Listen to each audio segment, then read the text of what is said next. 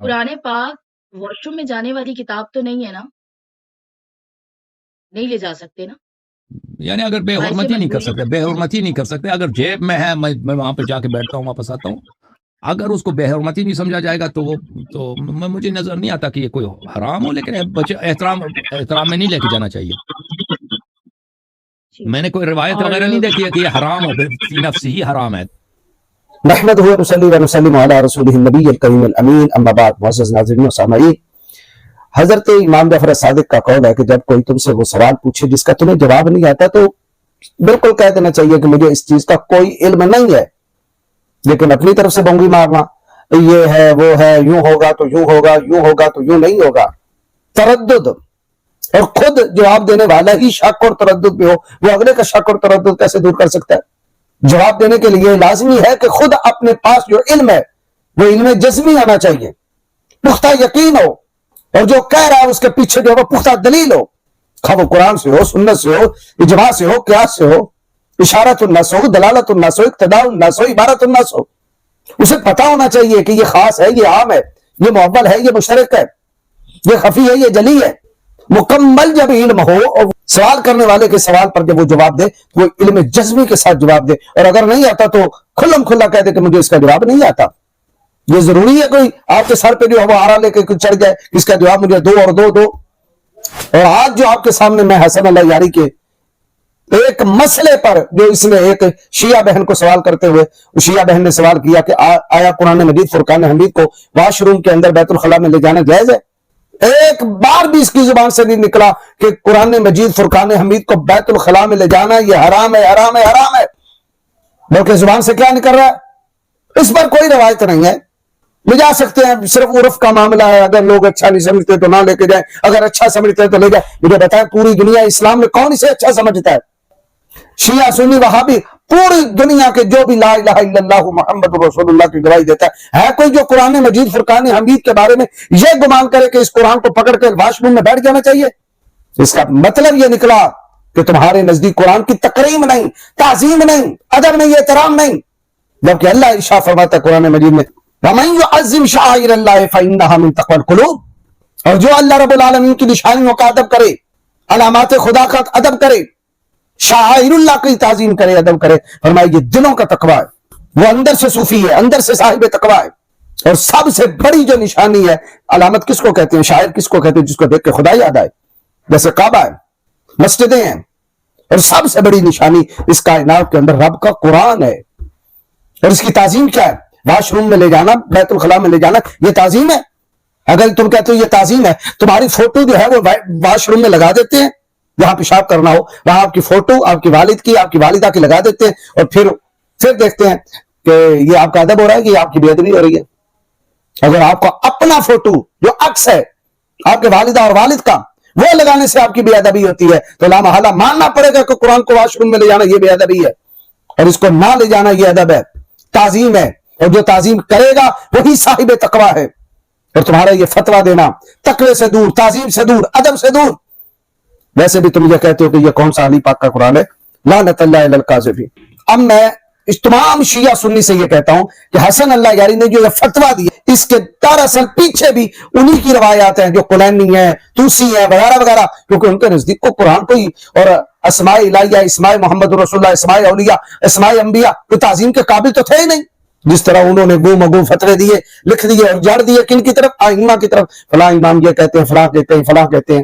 جیسے تذبذب سے انہوں نے احکام بیان کیے ویسے تذبذب سے پڑھ کے آگے حسن اللہ یاری جو ہے وہ پوری دنیا کو بتا رہا ہے، کیونکہ خود متردد ہے۔ اور یہ تردد میں کس نے ڈالا؟ توسی نے ڈالا، کلینی نے ڈالا، صاحب تہذیب الاحکام نے ڈالا۔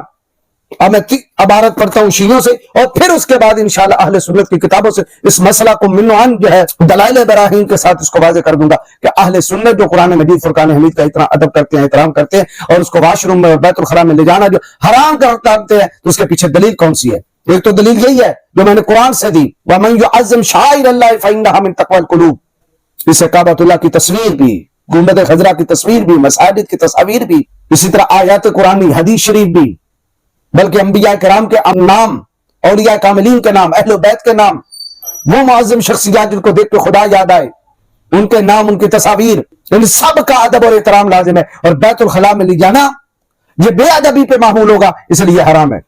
اس کے علاوہ میں انشاءاللہ اپنی صحاح ستہ سے بھی دکھاؤں گا کہ اس کو لے جانے کی جو پیچھے دلیل ہے وہ دلیل کون سی ہے، نقلی دلیل. تو اب یہ مسئلہ شیعوں کے ہاں خود ہی متردد، چونکہ توسی نے تردد میں ڈال دیا تھا، حسن اللہ یاری پہلے متردد ہے. اب توسی نے 3 عبارتیں لکھی، اب وہ سن لیں. اب جو اس سے نتیجہ نکل رہا ہے وہ آپ ہی نکالیں، میں اگر کچھ کہوں گا تو بات بڑھ جائے گی. کہتا ہے پہلی عبارت ہے 133 عبارت میں لکھا ان ابی عبداللہ، امام جعفر الصادق سے منقول ہے. اب کہا کس نے؟ توسی نے کہا، بس وہ سند بڑھاتے بڑھاتے لے گیا کہ انہ قال لا یمس الجنوب درہما ولا دینارا علیہ اسم اللہ. فرمایا جنبی جو ہے وہ اس درہم اور دینار کو، جنبی بے غسلہ اس درہم اور دینار کو کبھی نہ چھوئے جس پر خدا کا نام ہے. اللہ جس پہ لکھا ہے دینار کے اوپر، اس کو جنبی ناپاک میں غسلہ کبھی ہاتھ نہ لگائے. ولا یستنجی علیہ خاتم فیہ اسم اللہ، اور فرمایا اور نہ ہی استنجا کرے اس ہاتھ کے ساتھ کہ جس میں انگوٹھی ہو اور اس انگوٹھی میں لکھا کیا ہے؟ رب کا نام لکھا. ولا یجامع وہو علیہ، اور اگر ایسی انگوٹھی ہے جس پہ خدا کا نام لکھا ہے تو اس کو پہنے ہوئے وہ ہم بستری بھی نہ کرے، وظیفہ زوجیت بھی ادا نہ کرے. ولا يدخل المخرج وهو علیہ، اور فرمایا اس انگوٹھی کو پہن کے بیت الخلاء میں بھی داخل نہ ہو جس کے اوپر رب کا نام لکھا ہوا ہے. تو ایک تو اہل سنت کے لیے یہی دلیل ہے، دلیل مخالفین کی کتاب سے. اور حسن اللہ یاری کیا کہتا ہے؟ حسن اللہ یاری کہتا ہے نہیں بالکل نہیں جانا جائز ہے. اگر عرف ہے، عرف ایسا ہے کہ جس میں بے ادبی سمجھی جاتی ہے تو پھر بے ادبی ہوگی، اگر نہیں سمجھی جاتی تو جائز ہے. پوری دنیا میں کہاں ہے؟ میرا خیال شاید امریکہ میں واحد تمہارا گھر ہے جس گھر کے اندر اس کی بے ادبی نہ سمجھی جاتی ہو. ورنہ شیعہ بھی بے ادبی اس کو سمجھتے ہیں، اہل سنت بھی بے ادبی سمجھتے ہیں. لیکن میں شیعہ سے مخاطب ہو رہا ہوں. توسی نے جو اگلی بات کی وہ اس اگلی بات کو دلیل بنایا حسن اللہ یاری نے. وہ اگلی 2 باتیں سن لیں. اب 134 نمبر روایت ہے، وہ بھی عن ابی عبداللہ، جن سے حضرت امام جعفر صادق سے. میں نے کہا نا یہ ساری بکواسات توسی نے کیا، ورنہ امام جعفر صادق ایسے نہیں. کالا انہوں نے کہا کانا نقش و خاتم ابی، کہ میرے بابا جان یعنی امام باقر کی جو انگوٹھی تھی اس میں نقش تھا العزت للہ جمیعہ. ان کی انگوٹھی میں یہ لکھا ہوا تھا العزت للہ جمیعہ، عزتیں ساری کی ساری اللہ کے لیے ہیں، یعنی اللہ کا نام لکھا تھا. وکان فی یہ سارے ہی یستنجی بہا، اور وہ انگوٹھی آپ کے بائیں ہاتھ میں تھی اور اسی سے آپ استنجا کیا کرتے تھے. نعوذ باللہ. انگوٹھی کے اوپر کیا لکھا؟ العزت للہ جمیعہ، اور وہ اللہ کے نام والی انگوٹھی بائیں ہاتھ میں اور اسی بائیں ہاتھ سے استنجا کر رہے ہیں. کون استنجا کر رہے ہیں؟ امام باقر. وکان نقش و خاتم امیر المومنین الملک للہ، اور امیر المومنین علی ابن ابی طالب کی انگوٹھی میں نقش تھا الملک للہ، ساری بادشاہی اللہ کے لیے. وکان فی یدیہ الیسری ویستنجی بہا، اور وہ بھی وہ انگوٹھی جس میں رب کا نام لکھا ہوا ہے وہ آپ کے بائیں ہاتھ میں ہوتی تھی اور اسی سے استنجا کر لیا کرتے تھے. نعوذ باللہ. میں شیعوں سے صاف پوچھتا ہوں، مجھے یہ بتائیے کیا اہل بیت حضرت مولا کائنات شرع یزدان یا حضرت امام باقر ایسا کرتے تھے؟ آپ اپنے دل سے یہ بتائیے گا. تو یہ لکھی ہوئی ہے کس نے؟ توسی نے، اور اسی پر استدلال کرتے ہوئے حسن اللہ یاری نے جواب دیا. 135 اور وہ کن سے؟ عن ابی عبداللہ، وہ بھی امام جعفر صادق سے وہ روایت کرتا ہے. یعنی یہ تینوں روایات توسی نے امام جعفر صادق کی طرف منقول کی. قال قلت له الرجل يريد الخلاء وعليه خاتم فيه اسم الله تعالی.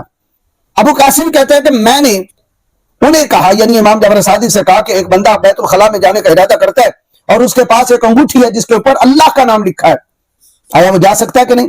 قال، تو امام جعفر صادق نے کہا ما احب ذلك، میں اس چیز کو پسند نہیں کرتا.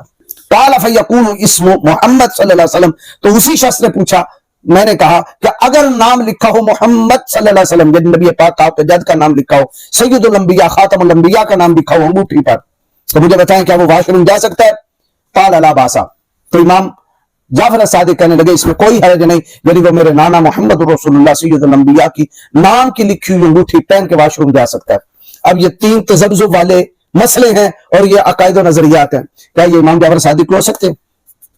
تو اسی خود متردد، بلکہ اس نے پوری شیعہ کو متردد کر دیا، اور حسن اللہ یاری مترددانہ صورت میں بیٹھا ہوا ہے.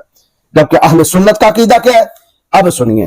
اہل سنت کا یہ عقیدہ ہے، یہ میرے پاس ہے سنن نسائی، امام نسائی حدیث لے کر آئے. عن انس، نبی پاک علیہ الصلوۃ والسلام کے خادم خاص صحابی رسول حضرت انس بن مالک، وہ روایت کرتے ہیں کہ ان رسول اللہ صلی اللہ تعالی علیہ وسلم کان اذا دخل الخلاء نازع خاتمہ، تو نبی پاک علیہ الصلوۃ والسلام جب کبھی بیت الخلاء میں جاتے تھے تو آپ اپنی انگوٹھی اتار دیتے تھے.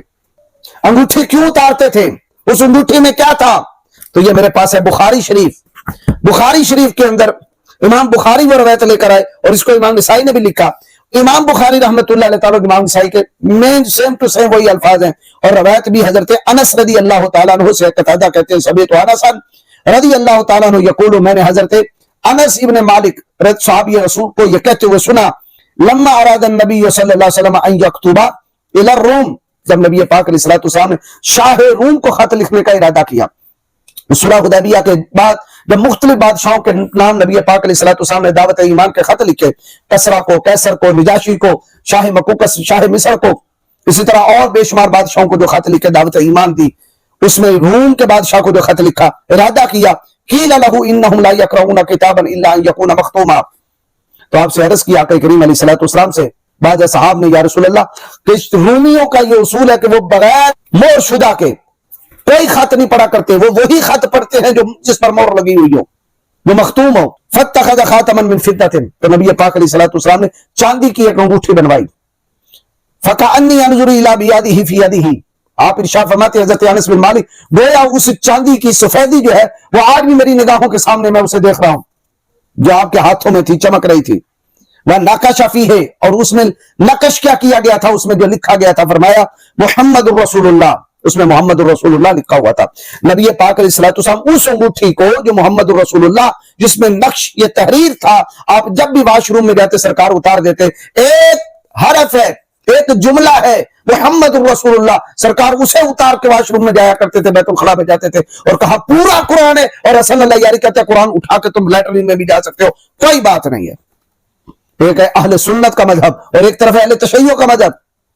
अब मुझे आप बताएं कौन सा मजहब अदब के करीब है, ताजीम के करीब है। कहा मुहम्मदुर रसूलुल्लाह, एक जुमला, और कहा पूरे का पूरा कुरान, जहां अल्लाह रब्बुल आलमीन की हम्द है, सलाह है, उसकी कुदरतों का जिक्र है, अंबिया और सालेहीन का जिक्र है, हजरत आदम, हजरत नूह, हजरत इब्राहिम, हजरत मूसा और ईसा, तमाम पैगंबरान खुदा का जिक्र है, उसकी एक एक आयत जो है, चाहे जाके कुरान का एक जुमला और चाहे जाके पूरा कुरान हो, हसन अल्लाह यारी कहता है उसे उठा के आप वॉशरूम में चले जाएं। लानतल्लाहि अलल ज़ालिमीन, लानतल्लाहि अलल काज़िबीन।